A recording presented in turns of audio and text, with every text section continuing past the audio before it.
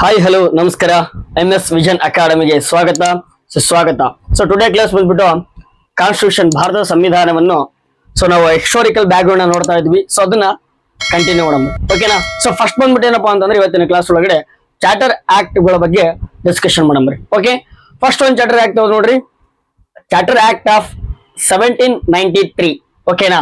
So 1793 ಒಳಗಡೆ ಏನೇನ್ recommendation ಬರ್ತಾವ್ರಿ ಅನ್ನೋದ್ರ ಬಗ್ಗೆ ಡಿಸ್ಕಷನ್ ಮಾಡಮ್ರಿ. ಸೊ ಫಸ್ಟ್ ಒನ್ ನೋಡ್ರಿ, first one, it extended the overriding power given to Lord Cornwallis over his council to all future governor general and governor of presidencies. So ಇದೇ Lord Cornwallis ಏನ್ ಮಾಡಿರ್ತಾನೆ ಹೇಳ್ರಿ, 1786 ಒಳಗಡೆ ಅಂದ್ರೆ act of 1786 ಒಳಗಡೆ ಎಲ್ಲಾ ಒಂದು ಅಧಿಕಾರವನ್ನು ಯಾರು ತಗೊಂಡಿರ್ತಾರೆ ಹೇಳ್ರಿ, ಗವರ್ನರ್ ಜನರಲ್ ಆಗಿರ್ತಕ್ಕಂತ ಲಾರ್ಡ್ ಕಾರ್ನ್ ವಾಲಿಸ್ ತಗೊಂಡಿರ್ತಾನ್ರಿ. ಸೊ ಅವಾಗ ಏನ್ ಮಾಡ್ತಿದ್ನ, ಓವರ್ ರೈಡ್ ಮಾಡ್ತಿದ್ನ. ಬಟ್ ಇವಾಗ ಏನ್ ಮಾಡ್ತಾನೆ ಹೇಳ್ರಿ, ಅದೇ ಗವರ್ನರ್ ಜನರಲ್ ಏನ್ ಮಾಡ್ತಾನ್ರಿ, ಎಲ್ಲಾ ಅಧಿಕಾರವನ್ನ ಏನ್ ಮಾಡ್ತಾನ್ರಿ, ಓವರ್ ರೈಡ್ ಪವರ್ ಯಾರಿಗೆ ಕೊಡ್ತಾನೆ ಅಂದ್ರೆ ಗವರ್ನರ್ ಜನರಲ್ ಹಂಗ, ಆಮೇಲೆ ಗವರ್ನರ್ ಆಫ್ ಪ್ರೆಸಿಡೆನ್ಸಿಗಳಿಗೆ ಸಮೇತ ಅಧೀನವಾಗಿ ಯಾರು ಕೊಡ್ತಾರ್ರಿ, ಗವರ್ನರ್ ಜನರಲ್ ಕೌನ್ಸಿಲ್ಗೆ ಕೊಡ್ತಾನ. ಸೊ ಕೌನ್ಸಿಲ್ ಸಮೇತ ಏನ್ ಮಾಡ್ತಿದ್ರಿ, ಸ್ಪೆಷಲ್ ಒಂದು ಅಥಾರಿಟಿ ಒಳಗಡೆ Lord Cornwallis override ಮಾಡ್ತಿದ್ನ. ಓಕೆನಾ. ಅದನ್ನ ಮತ್ತೆ ಒಳ್ಳೆ ಯಾರಿಗೆ ಕೊಟ್ಟಾರ, ಈಗ ಗವರ್ನರ್ ಜನರಲ್ ಆಗಿರ್ಬೋದು ಅಥವಾ ಗವರ್ನರ್ ಆಫ್ ಪ್ರೆಸಿಡೆನ್ಸಿಗೆ ಸಮೇತ ಒಳ್ಳೆ ಕೊಡ್ತಾನ. ಸೊ ಈ ಒಂದು ಆಕ್ಟ್ ಹೇಳ್ಕೊಂಡ್ ಬರ್ತದ. ನೆಕ್ಸ್ಟ್ ಅದಾದ್ಮೇಲೆ ನೋಡ್ರಿ, it gave the governor general more power and control over the governments of the subordinate presidency of Bombay and Madras. Okay, ಇದೇನ್ ಹೇಳ್ತಂತಂದ್ರೆ ಗವರ್ನರ್ ಜನರಲ್ಗೆ ಇನ್ನೊಂದಿಷ್ಟು ಅಧಿಕಾರಗಳನ್ನ ಕೊಡ್ತಾರ್ರಿ, ಹೌದಾ. ಮತ್ತೆ ಏನ್ ಮಾಡ್ತದ, ಕಂಟ್ರೋಲ್ ಮಾಡ್ಬೇಕು ಗವರ್ನಮೆಂಟ್ ಯಾವ್ದಾವ್ದನ್ನ, ಸಬಾರ್ಡಿನೇಟ್ ಆಗಿರ್ತಕ್ಕಂಥ ಪ್ರೆಸಿಡೆನ್ಸಿ ಯಾವ್ದವ್ರಿ, ಬಾಂಬೆ ಅಂಡ್ ಮದ್ರಾಸ್ನ. ಓಕೆನಾ. Next one, third one, it extend the trade ಮೊನೋಪೊಲಿ of the company in India for A period of other 20 years. Is very very important. ಓಕೆನಾ. ಮತ್ತೆ 20 ವರ್ಷ ಏನ್ ಮಾಡ್ತಾರೆ ಹೇಳ್ರಿ, ಮೊನೋಪಲಿ ಕೊಡ್ತಾರೆ. ಮೊನೋಪಲಿ ಅಂತಂದ್ರೆ ಏನ್ ಹೇಳ್ರಿ, ಏಕಸ್ವಾಮ್ಯ. ಓಕೆನಾ.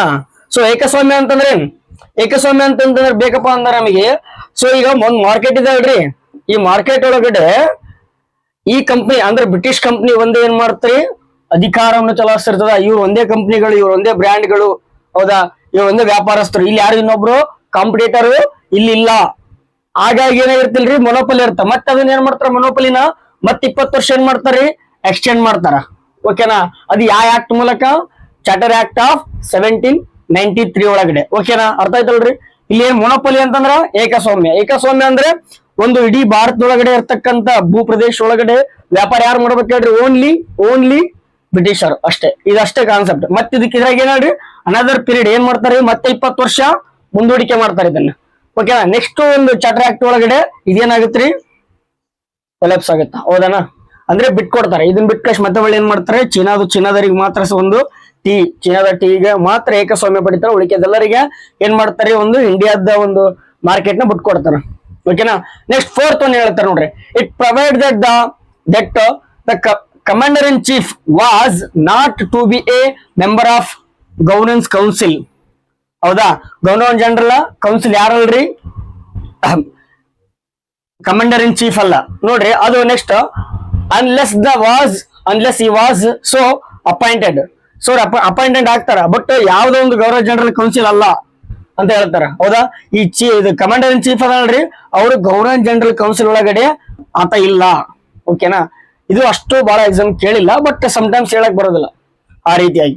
ಸೊ ಅದಾದ್ ನೋಡ್ರಿ, fifth one, it lead down that the member of the board of control and their staff were henceforth to be paid out of the Indians revenue. ಇದು ವೆರಿ ವೆರಿ ಇಂಪಾರ್ಟೆಂಟ್. ಇಲ್ಲಿ ಏನ್ ಹೇಳ್ಕೊಂಡ್ ಬರ್ತಾರಪ್ಪ ಅಂತಂದ್ರೆ, ಈಗ ಏನೈತೆ ಬ್ರಿಟಿಷ್ ಗವರ್ಮೆಂಟ್ ಅಥವಾ British company ಈ ಭಾರತದೊಳಗೆ ಇರ್ತಕ್ಕಂಥ revenue ಒಂದು ಕಂದಾಯದ ಮೂಲಕನೇ ಇಲ್ಲಿರ್ತಕ್ಕಂಥ ಸ್ಟಾಫ್ ಗಳಿಗೆ ಏನ್ರಿ, ಇಲ್ಲಿರ್ತಕ್ಕಂಥ ಬೋರ್ಡ್ ಆಫ್ ಕಂಟ್ರೋಲ್ ಮೆಂಬರ್ಸ್ ಗಳಿಗೆ ಏನ್ ಮಾಡ್ಬೇಕು, ನಾವು ಪೇಡ್ ಮಾಡ್ಬೇಕಂತಂದ್ರೆ ಅವರ ಒಂದು ವೇತನವನ್ನು ಕೊಡಬೇಕಂತ ಹೇಳ್ತಾರೆ. ಎಲ್ಲಿ, ಫಿಫ್ತ್ ಒನ್ ಪಾಯಿಂಟ್ ಒಳಗಡೆ, ಅದು ಚಾರ್ಟರ್ ಆಕ್ಟ್ ಆಫ್ 1793 ಒಳಗಡೆ. ಈ ರೀತಿಯಾಗಿ ಬ್ರಿಟಿಷರ ಒಂದು ರೂಲ್ಸ್ ರೆಗ್ಯುಲೇಷನ್ಸ್ ಏನಾಗ್ತಿರ್ತಾವ್ರಿ, ಪ್ರತಿ ಸಲ ಇವ್ಯಾಲ್ಯೂ ಆಗ್ತಿರ್ತಾವ. ಸೊ ಓಕೆನಾ. ಅರ್ಥ ಆಯ್ತಲ್ರಿ. ಇಲ್ಲಿ ಫಸ್ಟ್ ಒಂದು ಓವರ್ ಹೆಡ್ ಯಾರ್ರಿ ಎಕ್ಸ್ಟೆಂಡ್ ಇನ್ನೂ ಸ್ವಲ್ಪ ಜಾಸ್ತಿ ಮಾಡ್ಕೊಂತಾರ ಅವ್ರ ಒಂದು ಪವರ್ನ ಯಾರಪ್ಪ ಅಂತಂದ್ರೆ ಲಾರ್ಡ್ ಕಾರ್ನ್ ವಾಲಿಸ್. ಹೌದಾ, ಅದಾದ್ಮೇಲೆ ಏನ್ ಮಾಡ್ತಾನ್ರಿ ನೆಕ್ಸ್ಟ್ ಸಬಾರ್ಡಿನೇಟ್ ಕಂಟ್ರೋಲ್ಗೆ ಒಂದಿಷ್ಟು ಪವರ್ ಗಳನ್ನ ಗವರ್ನರ್ ಜನರಲ್ ಗಳಿಗೆ ಕೊಡ್ತಾನ. ಅದಾದ್ಮೇಲೆ ಟ್ರೇಡ್ ಮೊನೋಪಲಿನ ಇನ್ನೊಂದ್ 20 ವರ್ಷ ಜಾಸ್ತಿ ಮಾಡ್ತಾನ. ಆಮೇಲೆ ಏನ್ ಹೇಳ್ರಿ ಇಲ್ಲಿ ಕಮಾಂಡರ್ ಇನ್ ಚೀಫ್ ಯಾವ್ದೋ ಒಂದು ಗವರ್ನರ್ ಜನರಲ್ ಕೌನ್ಸಿಲ್ ಒಳಗಿರ್ತಕ್ಕಂಥ ಮೆಂಬರ್ ಅಲ್ಲ. ಓಕೆ, ಲಾಸ್ಟ್ ಒನ್ ಏನ್ ಹೇಳ್ರಿ, ಇಡೀ ಯಾರ್ಯಾರು ಸ್ಟಾಫ್ ಅದರ ಒಂದು ಬ್ರಿಟಿಷ್ ಇದ್ರ ಮೇಲೆ, ಸೊ ಅವರು ಏನ್ ಮಾಡ್ತಾರೆ ಹೇಳ್ರಿ, ಅಲ್ಲಿ ಯಾರ್ಯಾರ ಒಂದು ಕಂದಾಯದ ಮೂಲಕ ಏನ್ ಮಾಡ್ತಾರ, ಭಾರತ ಕಂದಾಯ ಮೂಲಕ ವೇತನವನ್ನು ಕೊಡ್ತಾರ. ಇಲ್ಲಿ ಅವ್ರ ಸ್ಟಾಫ್ ಗಳಿಗೆ ಆಗಿರ್ಬೋದು, ಬೋರ್ಡ್ ಆಫ್ ಕಂಟ್ರೋಲ್ ಮೆಂಬರ್ಸ್ ಗಳಿಗೆ ಆಗಿರ್ಬೋದು. ಓಕೆನಾ, ಅದಕ್ಕಿಂತ ಮುಂಚಿತವಾಗಿ ಎಲ್ಲಿಂದ ಬರ್ತಿದ್ರು, ಇದು ಬ್ರಿಟಿಷ್ ಪಾರ್ಲಿಮೆಂಟ್ ನಿಂದ ವೇತನಗಳು ಬರ್ತಿದ್ವು. ಓಕೆ, ನೆಕ್ಸ್ಟ್ ಬಂದ್ಬಿಟ್ಟು ಚಾರ್ಟರ್ ಆಕ್ಟ್ ಆಫ್ 1830. ಓಕೆನಾ, 1813 ಒಳಗಡೆ ಏನೇನಾದ್ರು ನೋಡ್ರಿ, it's very very important. First one, it ಅಬಾಲಿಷ್ಡ್. So ನಾನು ಅವಾಗ್ಲೇ ಹೇಳಿದ್ನಿ ಇಲ್ಲಿ. ಓಕೆನಾ, ಏನ್ ಮಾಡ್ತಾರೆ, ಮೊನೋಪಲಿನ ಕಡಿಮೆ ಮಾಡ್ತಾರ ನೆಕ್ಸ್ಟ್ ಒಂದು ಚಾರ್ಟರ್ ಆಕ್ಟ್ ಮೂಲಕ ಅಂತ ನೋಡ್ರಿ. The trade ಮೊನೋಪಲಿ of the company in India ಏನ್ ಮಾಡ್ತಾರಪ್ಪ ಅಂತಂದ್ರೆ, ಈ ಕಂಪನಿ ಐತಲ್ರಿ, ಹೌದಾ, British company, East India company, ಅದು ಭಾರತದೊಳಗಡೆ ಅಬಾಲಿಷ್ ಮಾಡ್ತದ. ಯಾವ್ದನ್ನ, ಟ್ರೇಡ್ ಮೊನೋಪಲಿನ, ವ್ಯಾಪಾರ ಏಕಸ್ವಾಮ್ಯನ ಏನ್ ಮಾಡ್ತದ್ರಿ, ಸ್ಥಗಿಸ್ತದ. ಇಲ್ಲಿ ಏನಿತ್ತು, ಏಕಸ್ವಾಮ್ಯ 20 ವರ್ಷ ಜಾಸ್ತಿ ಮಾಡಿದ್ರು ನೋಡ್ರಿ, ಅದಾದ್ಮೇಲೆ ಏನ್ ಮಾಡಿದ್ರು, ಮತ್ತೆ ಒಳ್ಳೆದನ್ನ ಅಬಾಲಿಷ್ ಮಾಡಿದ್ರು, ಅದನ್ನ ಕೊನೆಗಳಿಸಿದ್ರು. ಸೊ ನೆಕ್ಸ್ಟ್ ಏನ್ ಮಾಡ್ತಾರೆ ನೋಡಿದ್ರ ಮೂಲಕ, the India trade was thrown open to all British merchants. ನೋಡ್ರಿ, ಒಂದು ಬ್ರಿಟಿಷರ ಎಲ್ಲ ಬ್ರಿಟಿಷರಿಗೆ ವ್ಯಾಪಾರಸ್ಥರಿಗೆ ಏನ್ ಮಾಡ್ತಾರೆ, ಇಲ್ಲಿ ಓಪನ್ ಮಾಡ್ತಾರ.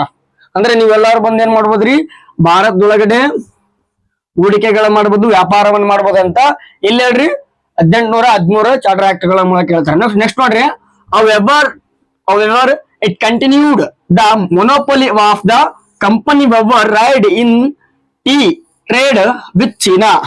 ಸೊ ಒಂದನ್ನ ಯಾವ್ದನ್ನ ಅವ್ರು ಮುಂದುವರ್ಸ್ಕೊಂಡು ಹೋಗ್ತಾರೆ ಹೇಳ್ರಿ, ಬ್ರಿಟಿಷ್ ಮೊನೋಪಲಿ ಯಾವ್ದು ಮುಂದುವರ್ಸ್ಕೊಂಡು ಹೋಗ್ತಾರ್ರಿ, ಟೀ ಮತ್ತು ಟ್ರೇಡ್ ವ್ಯಾಪಾರವನ್ನು ಎಲ್ಲಿರಿ, ಚೀನಾ ಜೊತೆಗಿರ್ತಕ್ಕಂಥ ಸಂಬಂಧವನ್ನು ಮಾತ್ರ ಏನ್ ಮಾಡ್ತಾರ, ಓನ್ಲಿ ಬ್ರಿಟಿಷ್ ಕಂಪನಿ ಮಾಡ್ಬೇಕು, ಉಳಿಕೆದ ಯಾರು ವ್ಯಾಪಾರಸ್ಥರು ಮಾಡಂಗಿಲ್ಲ. ಉಳಿಕೆದೆಲ್ಲ ಏನ್ ಮಾಡಿದ್ರು, ಏಕಸ್ವಾಮ್ಯವನ್ನು ಸ್ಥಗಿತ ಮಾಡಿದ್ರು. ಒಂದು ವಿಷಯದಲ್ಲಿ ಯಾವ್ದು ಹೇಳ್ರಿ, ಟೀ ಅಂಡ್ ಟ್ರೇಡ್, ಇದ್ರ ಮೇಲೆ ಹೈಯೆಸ್ಟ್ ಕ್ವಶನ್ ಗಳಾಗ್ಯವ, ವೆರಿ ವೆರಿ ಇಂಪಾರ್ಟೆಂಟ್. ಓಕೆನಾ, ಇನ್ UPSC ತಗರಿ, KS ತಗರಿ, FD SD PC any one exam ಒಳಗಡೆ ಟೀ ಮತ್ತು ಟ್ರೇಡ್ ಮತ್ತು ಚೀನಾದೊಳಗಿರ್ತಕ್ಕಂಥ ಒಂದು ಯಾವ ಒಂದು ಚಾರ್ಟರ್ ಆಕ್ಟ್ ಗಳ ಮೂಲಕ ಅದನ್ನ ಕಂಟಿನ್ಯೂ ಮಾಡಿದ್ರು ಅನ್ನೋದ್ರ ಬಗ್ಗೆ ಕ್ವಶನ್ ಕೇಳ್ತಾರೆ.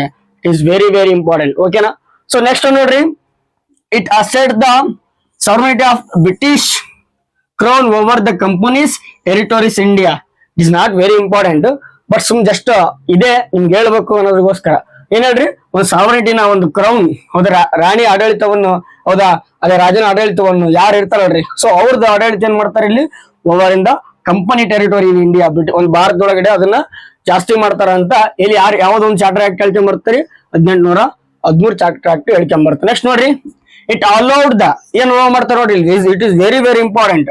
It allowed the Christian missionaries to come to India for the purpose of enlightening the people ಅಂತ. ಇದು ನೋಡಿದಾಗೆಲ್ಲ ನಮಗೆ ನಗೋಬೇಕು ಅಳಬೇಕು ಗೊತ್ತಿಲ್ಲ, ಹೌದಾ. ನೋಡ್ರಿ, ಅವ್ರು ಎದಕ್ ಕ್ರಿಶ್ಚಿಯನ್ ಮಷಿನರಿ ಯಾಕೆ ತಂದ್ರು ಅಂತಂದ್ರೆ, ಏನ್ ಪರ್ಪೋಸ್ ಅಪ್ಪ ಅಂದ್ರೆ, ಭಾರತದೊಳಗಿರ್ತಕ್ಕಂಥ ಪ್ರಜೆಗಳಿಗೆ ಎನ್ಲೈಟನ್ಮೆಂಟ್ ಬೇಕಂತ್ರಿ, ಜ್ಞಾನೋದಯ. ಓಕೆ, ಜ್ಞಾನ ಕೊಡಕ್ಕೋಸ್ಕರ ಭಾರತ ಜನಗಳಿಗೆ ಜ್ಞಾನಕ್ಕೋಸ್ಕರ ಏನ್ ಮಾಡಿದ್ರು, ಕ್ರಿಶ್ಚಿಯನ್ ಮಷಿನರಿ ತಗೊಂಬಂದ್ರ ಅಂತ 1813 ಒಳಗೆ ತರ್ತಾರೆ. ಇಲ್ಲಿ ನಾವು it is very very important. ಯಾಕಪ್ಪ ಅಂದ್ರೆ ಇದು ಎಜುಕೇಶನಲ್ ಸಂಬಂಧಪಟ್ಟಿದ್ದು, ಹೌದಾ. ಯಾಕಪ್ಪ ಅಂದ್ರೆ ಇಲ್ಲಿಂದ ಏನಾಗ್ತಾರೆ, ಇವ್ರು ಬ್ರಿಟಿಷರ್ ಏನ್ ಮಾಡ್ತಾರಪ್ಪ ಅಂದ್ರೆ ಇನ್ಬಿಲ್ಟ್ ಆಗಿ ಎಡಿಷನ್ ಇದ್ದಿದ್ದಂಗೆ ಇರು, ಹೌದಾ, ಅಡಪ್ಟ್ ಮಾಡ್ಕೊಂಡ್ ಬರ್ತಾರ.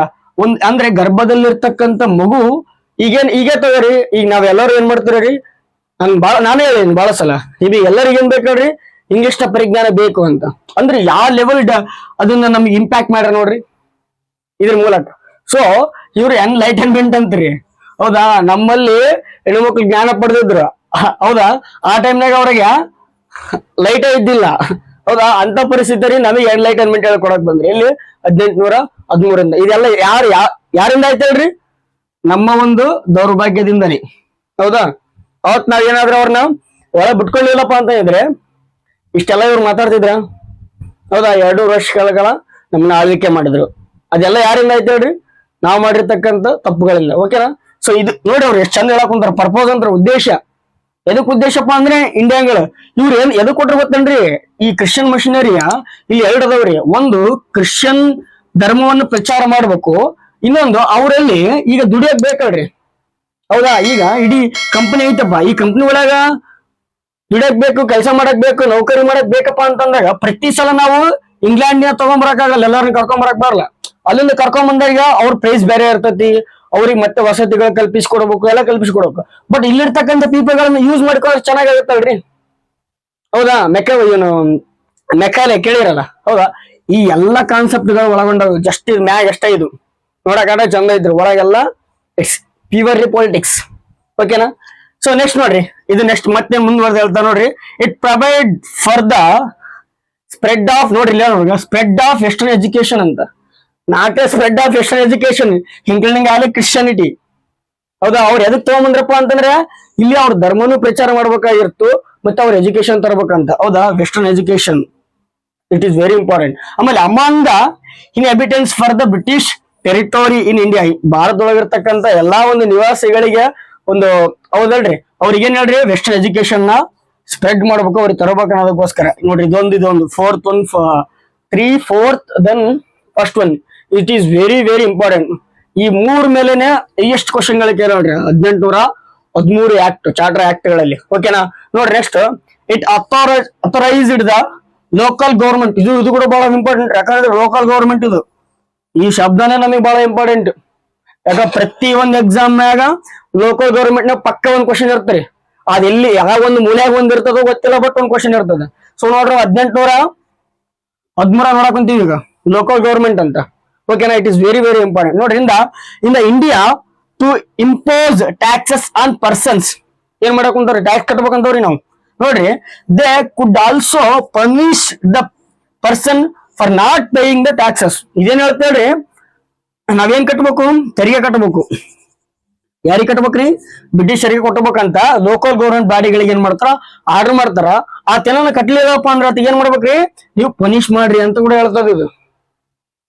ಹೌದಾ?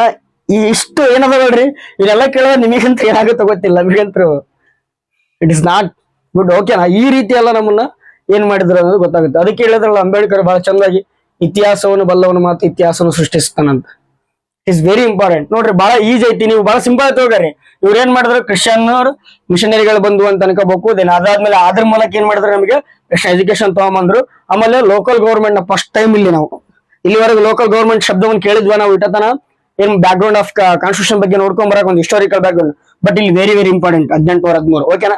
ಅದೇನ್ ಮಾಡಕ್ ಕುಂತೈತ್ರಿ, ಟ್ಯಾಕ್ಸ್ ಗಳನ್ನ ಈಗೇ ನಾವು ಗ್ರಾಮ ಪಂಚಾಯತಿಗಳಲ್ಲಿ, ಓಕೆನಾ, ಈ ಮನೆಗಳಿಗೆ ಟ್ಯಾಕ್ಸ್ ಆಗಿರ್ತದ, ಹೌದಾ, ಕಂದಾಯ, ಅದನ್ನ ನಾವು ಟ್ಯಾಕ್ಸ್ ಕಟ್ತೀವಿ. ಅದೆಲ್ಲ ಕಾನ್ಸೆಪ್ಟ್ ಗಳು ಬಂದ್ರಿ ಇಲ್ಲಿಂದ ಬಂದು.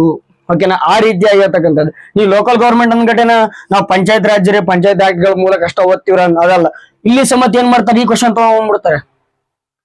ಇದು ನೋಡ್ರಿ ಕರೆಕ್ಟ್ ಲೋಕಲ್ ಗೌರ್ಮೆಂಟ್ ಇದು ಎಲ್ಲಿ ಫಸ್ಟ್ ಅಂದ್ರೆ ಈ ರೀತಿಯಾಗಿರ್ತಕ್ಕಂಥದ್ದು ಅಂತ ಕೇಳಿದಾಗ ನೀವು ಈ ರೀತಿಯ ಆಲೋಚನೆನೇ ನಮ್ಗೆ ಏನ್ ಮಾಡ್ತೀರಿ, ಎಕ್ಸಾಮ್ ನ ಪಾಸ್ ಮಾಡೋದಕ್ಕೆ ಸಾಧ್ಯ. ನೀವು ಬರೇ ಒನ್ ವೇ ಥಿಂಕ್ ಮಾಡ್ಬಾರ್ದ್ರಿ.